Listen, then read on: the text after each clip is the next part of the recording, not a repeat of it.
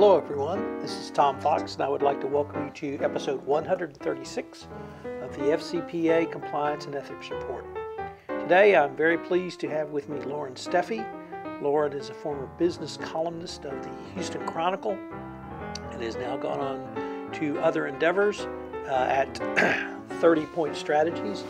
Loren will talk to us about the process of safety and compliance, corporate culture, and tone to the top. The episode comes in just over 21 minutes. I hope you enjoy it. Thank you very much. Hello, everyone. This is Tom Fox, and I'd like to welcome you to this episode of the FCPA Compliance and Ethics Report. Today, I'm particularly pleased to have with me Loren Steffy. Loren is a former business columnist for the Houston Chronicle and has now gone off to do some other endeavors that I find equally interesting. He has graciously taken time from his very busy schedule to visit with us about some of his observations about business, safety, and various other topics of reputation management, thought leadership going forward. So, Loren, with that somewhat long-winded introduction, thank you very much for coming on board. Thanks for having me. Glad to be here. If you could start off maybe by telling us when you got to the Houston Chronicle and what you did when you were there and what you wrote about. Well, I came to the Chronicle in April of 2004. I had been writing for Bloomberg up in Dallas for a number of years, and the Chronicle approached me about coming down here and writing a business column. And I always thought, writing about business, writing a business column in Texas has got to be one of the greatest jobs in the world, and so I jumped at the chance. And I was not disappointed. There was plenty to write about. Obviously, Houston, thriving business town, and there was no shortage of topics. So I covered, really a broad range of things over the years, but obviously being in Houston, energy was a big part of that focus. And I did that for about 9 years. So I left in 2013, almost 2 years ago. One of the things that I was particularly enjoyed were your articles about safety, and safety in the industrial setting, safety in a maritime setting, safety in a wide range of settings. And sometimes you would drill down into the weeds of a particular incident or issue or outstanding matter, but often you talked about the process of safety and how companies might change their culture around safety. Did you see a change during your tenure with the Chronicle in company attitudes, and or did I completely misread what you were writing about? No, you didn't. I mean, I think that the attitude, the corporate attitude towards safety has definitely evolved in the last 10 to 20 years. Certainly there is a greater corporate awareness about the need for safety and the consequences of not recognizing that need. So, whether it's the litigation costs or the human costs or the reputational costs, companies have become much more aware of the fact that safety, maintenance, these are not just cost items. These are things that really matter. And, companies have really kind of struggled with how to embrace that. The corporate culture is such that by its nature, a corporation diffuses accountability for the individual. And so it's very hard, and many corporate cultures are such that they haven't really focused on safety in the past. And changing that can be extremely difficult. You really said something that struck me there, which is corporations diffuse accountability because in the space I play in of the U.S. Foreign Corrupt Practices Act, many are criticizing the Department of Justice for not holding specific either senior executives or junior executives accountable for their roles in bribery and corruption. And one of the things I've struggled with is exactly that point, diffuse accountability within a corporate structure. No, absolutely, and it's not something that corporations are necessarily doing consciously. I mean, they may be in some cases, especially perhaps some of the ones you deal with, but by their nature, the corporate structure by its nature is such that it diffuses accountability for individuals. And it's very interesting. When I was working on my book about the Macondo disaster, one of the things that came up repeatedly was the different culture between the way business operates in the UK and the way it operates in America. And in the UK, it is seen as a much more collaborative process. The idea that the stands atop the company and makes all the decisions and is solely responsible for them is really kind of a foreign concept. And so after the Texas City refinery explosion, for example, you saw a lot of confusion in the UK about why there was such a vehemence about John Brown and the way he handled things. There was sort of this attitude of, well, why would he rush to the scene? Why would he be accountable for something that happened at a division in another part of the world? But in America, we have a different view of that, and we really want to hold our corporate leaders accountable for what the company does. That really has a lot of application to what I do, and perhaps we can explore that a little later. But I'd like to move forward on your professional career and ask you where you are now. From where I sit, it looks like to me you're doing some really exciting things. So what are you doing now? Well, I get to wear a lot of different hats, which is kind of fun.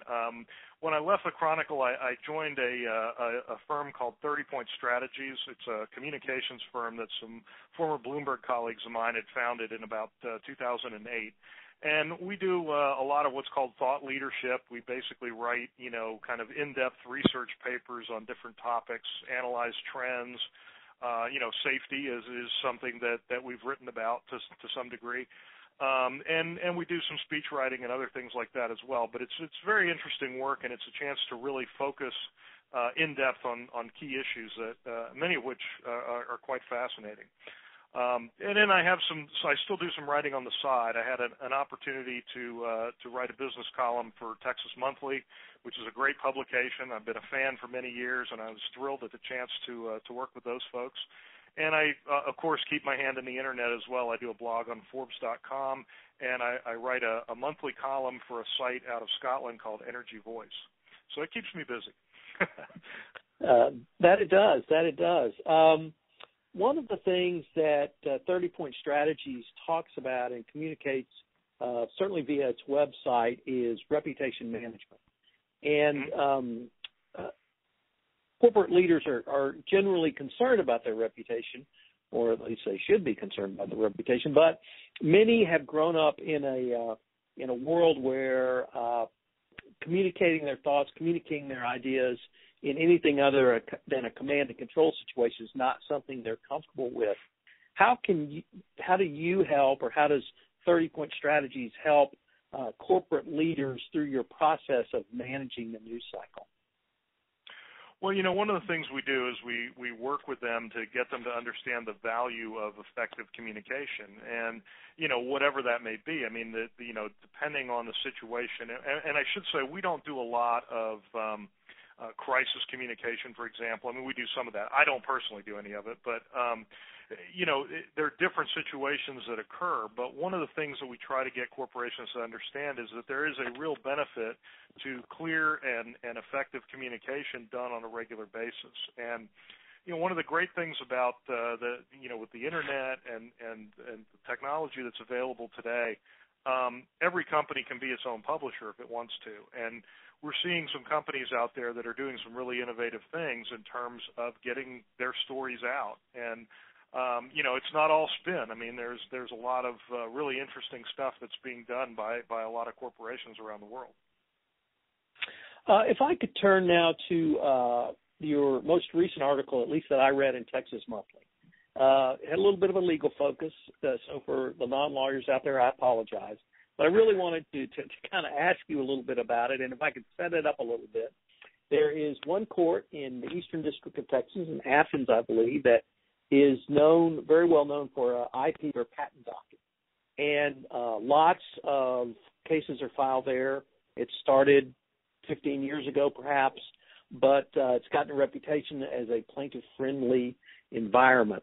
And you wrote an article for Texas Monthly about it, and one of the things that really intrigued me was you obviously talked to the lawyers, you talked to ex-judges, or retired judges, I should say, because it's a federal bench, but you also talked to the people, the non-lawyers of Athens. And the one that struck me the most was the lady who ran the diner. Can you kind of explain how you would take kind of that bubble up and use that to – I thought you framed the story around that, but why don't you just talk to us about that? Sure. It was Marshall. It wasn't Athens, but yeah, it's the Eastern District, for the U.S. District Court, and it has an interesting story because it was kind of an out-of-the-way district. They didn't have a prosecutor's office in Marshall at the time this all started, and so they didn't have a lot of the docket wasn't full with a lot of drug cases and things like that. And back in the early 90s, Texas Instruments was looking for a place to try patent cases. And they were a little frustrated because it took so long for these cases to get to trial. And so they found that in the Eastern District, they could bring cases to trial much faster. And so that was kind of how this all got started. But it has become a huge cottage industry. And for a town like Marshall, it's really a major economic driver now, because there's so much litigation. And you have these really large companies like Apple and Samsung and Google and all these guys that are showing up in court there, and of course they bring teams of lawyers. And one of the things that I wanted to do was kind of capture that element, how this is a small town that has caught the attention of large global corporations, and what that means for the town. And so I not only talked to the people in the legal community who obviously understood the legal issues involved, but I wanted to talk to some ordinary folks about what it meant for the town. And I wound up focusing on this lady who owns a restaurant on the town square in Marshall, and she does catering as well, and actually caters to a lot of the lawyers who come in for these trials. But it was really a nice way of sort of capturing a snapshot of the town and what it means. I mean, she's got this small place on the square doing, kind of gourmet cuisine, not what you would necessarily expect in a small East Texas town, but it really kind of showed how this whole sort of cottage industry has transformed the economy there. And, not to try to put too many pictures together into one, but I almost saw that article is an extension of a lot of the things I read when you were with the Chronicle. In terms of it's all a process. And yes, T.I. started this, and yes, the judge who began it had an idea or a vision, and yes, the lawyers did it. But it all sort of works together in one process moving forward, where each part really depends in many ways on the other parts. Yeah, it's really true, and I would like to say that I invented that way of thinking about stories, but it's actually something I learned during my years at Bloomberg. Bloomberg was very focused on, we used to always talk about the flow of money and how the flow of money affects everything. And, you've heard the old saying, money makes the world go round. It's a cliche, but when you start looking at things like this, it's like, well, what does the flow of money from these trials, how does that affect this town, this community? And, it's really a chance to kind of step back and look at the big picture, but at the same time show it in a very specific way. And I love doing stories like that when I can find them. They're a lot of fun to write. They're educational for me to research, and I think people enjoy reading them. I work with one of my colleagues likes to say that he got into journalism because he wanted to be paid to learn. And really, I think that's what makes the job fun, is every time you go on a story, you get to learn something new. Would it be fair to equate the phrase, the flow of money, to Deep Throat's follow the money prescription for Woodward and Bernstein? It's similar. Okay. No, the flow of money just sort of recognizes the fact that, money is a key driver that filters through virtually every aspect of our lives. And, whether you could be a homeless guy in downtown Houston, and maybe it's the absence of that flow of money that's affecting you, but it still affects you, and it affects policies that cities enact, and it affects, taxes and basically every aspect of our lives in some way is influenced by the flow of money. And so, one of the things you look for in stories like that is to try to tap into that and see how it's playing out, because oftentimes it leads to some very interesting discoveries. I hope you'll let me pinch that title for a title of a blog post. That is just fabulous. I think we have a new way to look at the FCPA. Well, the editor-in-chief of Bloomberg, I think, actually may have coined it, so it wasn't mine. If I could turn to a couple of other projects you either have done or perhaps are looking to do. I I think most of my listeners know I grew up in the cultural center of megalopolis of Central Texas, Bryan College Station, and my father was a professor at A&M. But it turns out your dad has a connection to A&M, and in a way that maybe people may not recognize. But you've published a couple of books about it. So could you tell us about that? Yes, my father had a very unusual career. He actually started out working in the family electrical business in our hometown in Pennsylvania, in central Pennsylvania, a little town called Denver that even people from Pennsylvania have never heard of. But he grew up there. I grew up there, and he kind of ran a business with his dad and his brother, and but he had always had a fascination with ships from the time he was a little kid, and he became a pretty avid ship modeler back in the 1950s, and he began looking at them from a construction standpoint rather than just building a model to look pretty. He wanted to understand how ships were actually built, and so he began doing a lot of research into ship construction in order to make his models more authentic. And that led him to basically develop a whole new way of researching how ships were built. And he wound up meeting up with a nautical archaeologist in the mid-1960s and basically said, hey, I think we could use these methods to actually reconstruct a ship from its original fragments. One of the problems you have with shipwrecks is when they sink, they tend to flatten out on the seabed, and it's very hard to figure out what the curvature of the hull was actually like. But my dad developed this method to actually recreate it. And so in the early 1970s, he had a chance to go to Cyprus, the island in the Mediterranean, and they had found a 2,300-year-old Greek ship that had about 70% of the wood still intact. And so they had raised the wood and they preserved it, but they couldn't figure out what to do with it. And so my dad offered to try to put it back together, which he, over the next few years, actually managed to do.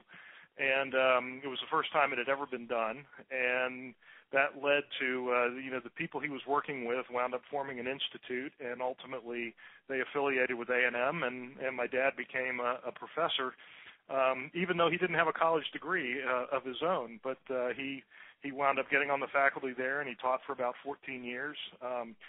In the mid-'80s, he won a MacArthur Fellowship, and it actually was kind of a really amazing story, and one that I had, obviously grown up with. And A&M Press was interested in letting me do a book on it, and I wasn't going to say no. So, and that leads me to one of the next projects you're considering, and I don't really generally subscribe to the great man theory, but there have been several individuals in the city of Houston that have driven not only our economy but our culture and a wide variety of other topics and things over the years. And you've been looking into one. Could you tell us a little bit about that as maybe a teaser?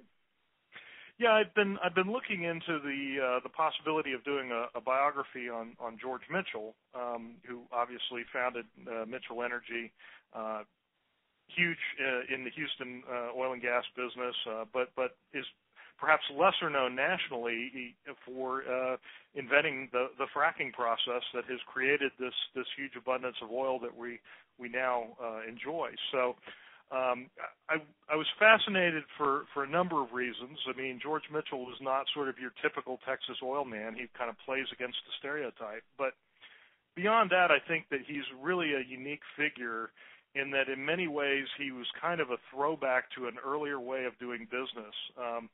He had a very, very long-term view of things. He didn't believe, even though he ran a publicly traded company, he had the benefit of controlling much of the stock, and so he didn't. He wasn't necessarily bound to the short-term thinking that you see with a lot of public companies. That enabled him to pursue, the fracking techniques for 18 years before he got it to work. You wouldn't see a lot of companies doing that. In fact, other companies tried and abandoned efforts along the way, but he stuck with it.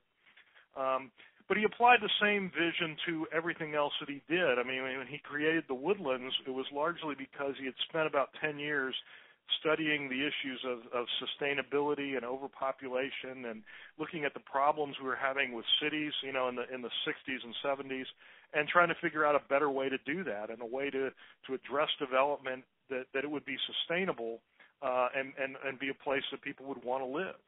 And so, you've seen a lot of these issues kind of come back around. Global warming and whatnot has really focused the attention of millennials, for example, on the issue of sustainability and growth and how do you manage it. Well, Mitchell was 40, 50 years ahead of them on that. So I think there's a lot of aspects to the story that are really fascinating. At the moment, I haven't exactly found a publisher who agrees with that, but we're still in the process of pursuing that. Well, it sounds like a really interesting story, and just from Mitchell's vision across so many areas of Houston, South Texas, and in the energy industry across the globe, I really hope that you can move forward with that, because it sounds like a very interesting project. Anything else on the horizon that you could share with us? Well, that's a pretty full plate there that I've described for you. But I'm really hoping that something will happen with the Mitchell project. I think there's a lot of potential there, and it's a really fascinating story. And if that came through, I would have to then struggle with how to work that into everything else that I'm doing. But there would definitely be a lot of motivation for that. So. Loren, unfortunately, we're near the end of our time, but I was wondering if anyone wanted any more information on your new business endeavor, or to get in contact with you. Would there be an email or other way they could do so? Sure. The best way to reach me is to go to my website. It's just www.lorensteffy.com. And there's an email contact on there, as well as information about my books and other things that I'm doing. And, of course, if you want more information on 30 Point, it's www.30point. It's the number 30, and POINT.